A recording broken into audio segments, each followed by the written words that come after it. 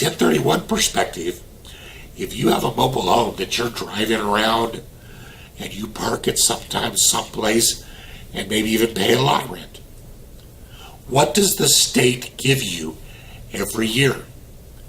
They give you a registration. You get a license plate. What that license plate and registration tells you is that that mobile home, that RV, is not real estate. It's an automobile.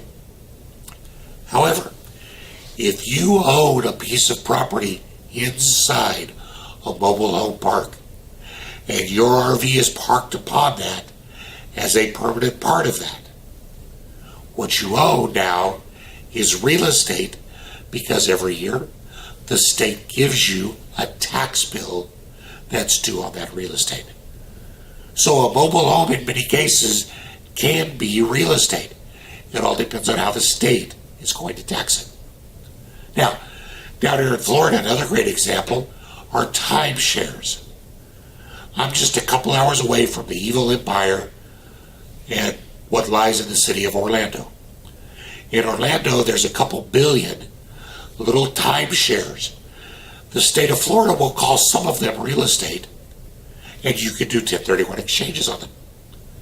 But some of them you can't. And it's as simple as, do you own a unit of a specific building in a specific location, but you only get to use it 1 week out of the year? That's real estate.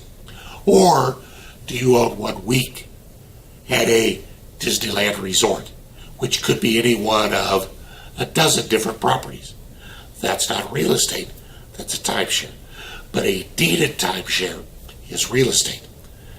My favorite example of all, and it's pretty much confined to us crazy folks down here in Florida for the most part, is this piece of real estate that you own that isn't real estate at all, it's water.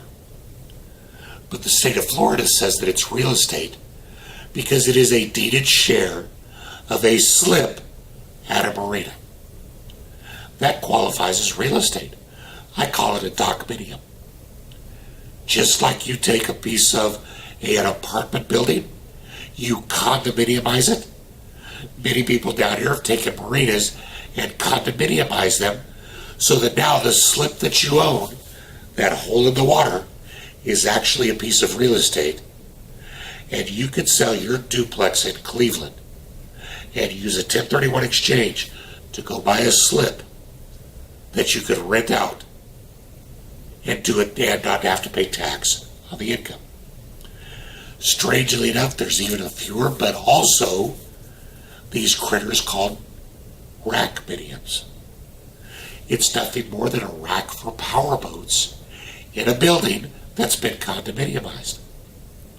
So the takeaway from this is that you're going to want to look at what the individual state you're in calls real estate and know that it's a much broader thing than you would ever imagine.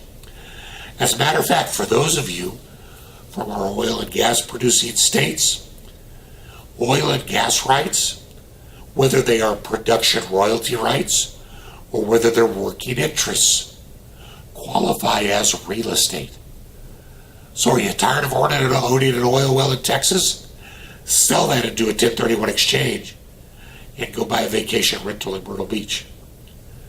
Are you in Ohio where there's a lot of fracking going on and you've got some royalty interests in a gas fracking field?